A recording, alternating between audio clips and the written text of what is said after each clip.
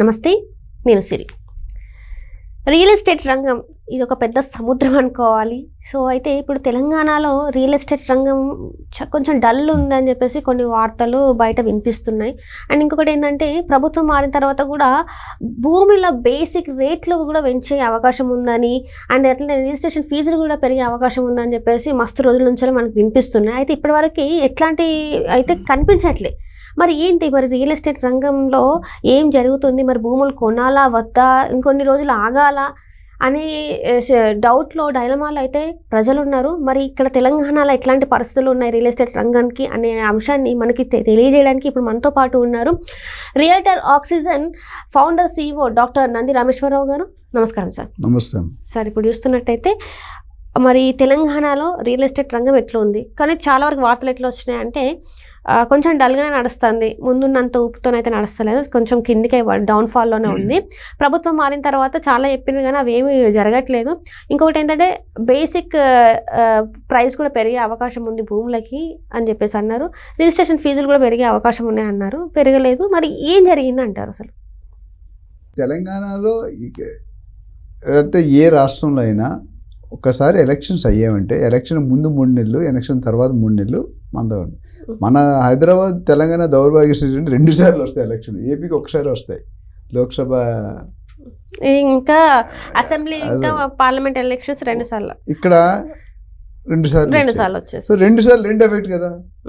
4 సార్లు ముందు వెనక 2 అక్కడ 2 ఇక్కడ. కానీ మనం 3 ఎలక్షన్ అయిన తర్వాత మన ఎంపీ ఎలక్షన్కి ఒకటే టైం. సో ఈ 7-8 నెలలు దాని మీద పోయింది. ప్లస్ కొత్త ప్రభుత్వం, కొత్త నాయకుడు, కొత్త రూల్స్, కొత్త పాలసీస్, కొత్త ఉన్న పొజిషన్ అర్థం చేసుకోవాలి కదా. డెఫినెట్గా స్లో అనేది జీరో అయితే అయిపోలేదు, అవ్వదు. జిందగీలో రియల్ ఎస్టేట్ జీరోకి రాదు, తగ్గుతుంది. పడిపోయింది అనడం వేరు, తగ్గింది అనడం వేరు. ఓకే, మీరు తగ్గిపోయింది అనుకుంటే సపోజ్ మొత్తం డమాల్ జీరో అయిపోయింది. కొన్ని ఛానల్స్లో మాట్లాడుతున్నారు విచ్ ఇస్ నాట్ 100% ట్రూ. తగ్గింది, నేను వాస్తవంగా నేను ఒప్పుకుంటున్నాను. కానీ మరి అలాంటప్పుడు రిజిస్ట్రేషన్ SR ఆఫీస్ అన్ని క్లోజ్ చేయాలిగా. మరి బిజినెస్ లేకపోతే క్లోజ్ చేశారా? సరే, బిల్డర్స్ అంతా రేట్లు తగ్గించారుగా, తగ్గించారా? నీకు ఏదైనా బిల్డర్ తెలుసా రేట్ తగ్గించాడని? ఎవ్రీ 2 నెలలు 3 నెలలు పెంచేవారు, 100, 200, 500 ఎంతో కొంత. కానీ ఇప్పుడు గత 10-11 నెలలుగా ఏమీ జరగలేదు. So stand still, watch and wait and watch. కానీ నెక్స్ట్ ఇయర్ నుండి పికప్ అయ్యే ఛాన్సులు పుష్కలంగా బాగా కనిపిస్తున్నాయి. ఎందుకంటే ఇప్పుడిప్పుడే సెటిల్ అవుతున్నారు, అర్థం చేసుకుంటారు. కొన్ని కొత్త CEO వచ్చాడు అనుకోండి కంపెనీకి, కొత్త రూల్స్ పెట్టని ట్రై చేస్తారు, కొత్త స్ట్రాటజీస్. ఆ స్ట్రాటజీస్ కొన్ని హిట్ అవుతాయి, కొన్ని ఫెయిల్ అవుతాయి. ప్రతి ఏ గవర్నమెంట్ ఉన్నా ప్లస్ మైనస్ ఉంటుంది. ఏ గవర్నమెంట్ అది CM సీట్లో PM సీట్లో ఎవరు కూర్చున్నా తిట్టేవాళ్ళు సగం అయితే పొడిగేవాళ్ళు సగం మంది ఉంటారు. ఏ ఛానల్కి ఏ పార్టీకి ఏ ఛానల్ ఒకటి ఉంది, 1, 2, 3 ఛానల్స్. కొంతమంది టీడీపీ అంటారు, కొంతమంది బీజేపీ అంటారు. ఎవరి ఛానల్ వాళ్ళు పెట్టుకున్నారు, తప్పులేదు. So we should take the total consolidated opinion తీసుకెళ్ళవు. ఒకవైపు చూసి రెండో వైపు చూడకపోతే ప్రాబ్లం. సినిమాలో డైలాగ్ ఉంది, ఒకవైపు చూడ రెండో వైపు చూడదు, కానీ ఇక్కడ రెండో వైపు చూడాలి.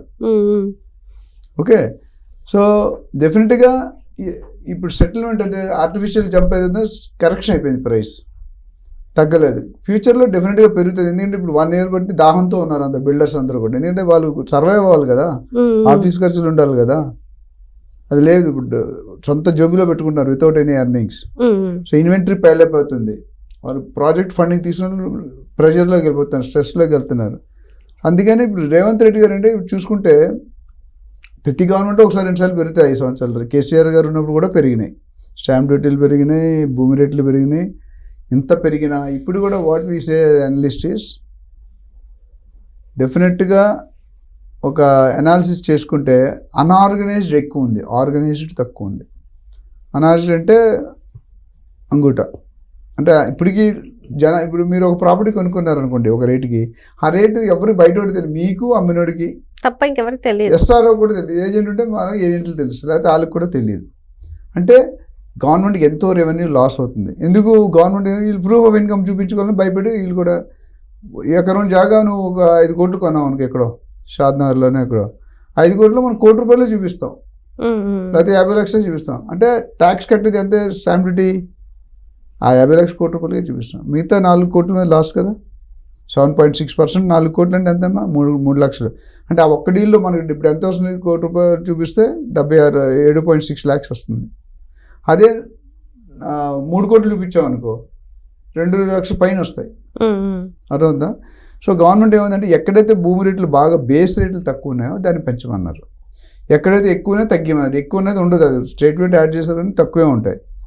రెండోది స్టాంప్ డ్యూటీ. అప్పుడు ఏమవుతుందంటే బ్లాక్ జీరో మనీ ఏదైతే ఉందో వైట్ మనీ కింద అవుతుంది.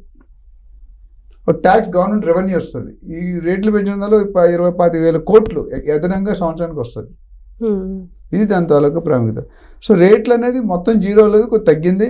ఇప్పుడు లాస్ట్ మంత్ నుండి పికప్ అవుతుంది, ఇంకా కొద్ది పికప్ స్పీడ్ అవుతుంది. నెక్స్ట్ ఇయర్ నాకు తెలిసి నెక్స్ట్ ఫైనాన్షియల్ ఇయర్ నుండి స్టార్ట్ అవుతుంది అనుకుంటున్నాను. రేవంత్ రెడ్డి వచ్చి కూడా 1 year పైన అయిపోతుంది. కొద్దిగా అండర్స్టాండింగ్ టైము, ట్రాన్స్ఫర్లు, పోలీసులు, ఐఏఎస్, ఐపీఎస్ వీళ్ళందరినీ ఇవన్నీ చూసి సెటిల్ చేస్తున్నారు.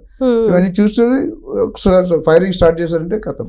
అంటే ఇక్కడ మనం చూసుకున్నట్టయితే తెలంగాణ ఇప్పుడున్న ముఖ్యమంత్రి ఆయన కూడా రియల్ ఎస్టేట్ రంగం నుంచి వచ్చిన వ్యక్తే కాబట్టి కొంచెం అవగాహన ఉంటుందేమో మరి ఆయనకి. ఓల్డ్ ఈజ్ గోల్డ్ అమ్మ, ఎక్స్పీరియన్స్ ఈజ్ ఎక్స్పీరియన్స్. ఆయన ఉన్నారు, ఆయన కోకాపేటలో ల్యాండ్ కొన్నాడు, వెళ్ళాలి గట్టి అన్ని చేశారు.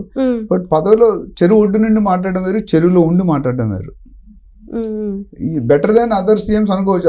అందుకని ఆ డిపార్ట్మెంట్ ఆయన దగ్గర పెట్టుకున్నాడు, ఆయన ఎవరికి ఇవ్వలేదు. అక్కడ నారాయణ గారు చూస్తారు ఏపీలో, మన నారాయణ కాలేజ్ అధినేత.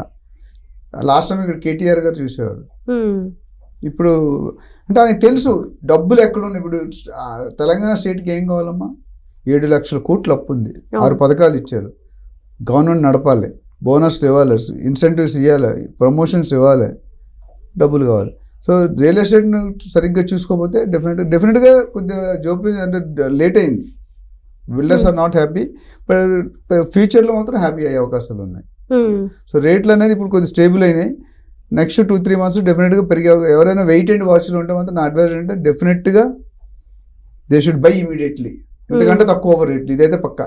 ఇంతకన్నా తక్కువ అయ్యే అవకాశం, ఎక్కువ అయ్యే ఛాన్స్ 100% ఉన్నాయి. బెంగళూరు హైవే కానీ, ముంబై హైవే కానీ, ఇప్పుడు శ్రీశైలం కొద్దిగా పిక్ అవుతుంది. అది కానీ ఈ హైవేలో ఎక్కడైనా పెట్టుకోవచ్చు. పెట్టుకుంటే వాళ్ళకి రెట్టింపు 5 times 10 times అయిపోతుంది. 10 సంవత్సరాలు డెఫినెట్గా 5 to 6 times అవుతుంది.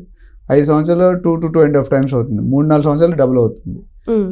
పొటెన్షియల్ రియల్ ఎస్టేట్లో వచ్చినంత ఇన్కమ్ దేనికి రాదు. రియల్ ఎస్టేట్ ఎవరైనా బిలియనర్ ఉన్నారంటే వాడికి ఆయనకి real estate background compulsory direct or indirect ఉంటుంది. చూసుకుని Warren Buffett, Donald Trump, Barack Obama, చాలామంది ఇండియాలో చాలామంది ఉన్నారు. వీళ్ళందరూ రియల్ ఎస్టేట్లో ఉన్నారు కాబట్టి టైకూన్స్ అయిపోయారు ఇండస్ట్రీలో. రియల్ ఎస్టేట్ వచ్చినంత స్పీడ్గా కానీ ఎథికల్గా చేయాలి, ట్రాన్స్పరెంట్గా చేయాలి, హానెస్ట్గా చేయాలి, కమిటెడ్గా చేయాలి, బయర్స్ని ఇబ్బంది పెట్టకూడదు, ప్రాజెక్ట్స్ కంప్లీట్ చేయాలి. ఇవన్నీ చూసుకుంటే డెఫినెట్గా investment. Hyderabad is one of the global real estate destiny for real estate. ప్రపంచం మనకు అసలు చూస్తాం. మన బెంగళూరు, చెన్నై మించిపోయి ఉన్నాయి మనవి. డెఫినెట్లీ నో డౌట్ హైదరాబాద్లో real estate is going to rock for next 10 years. Right sir, right.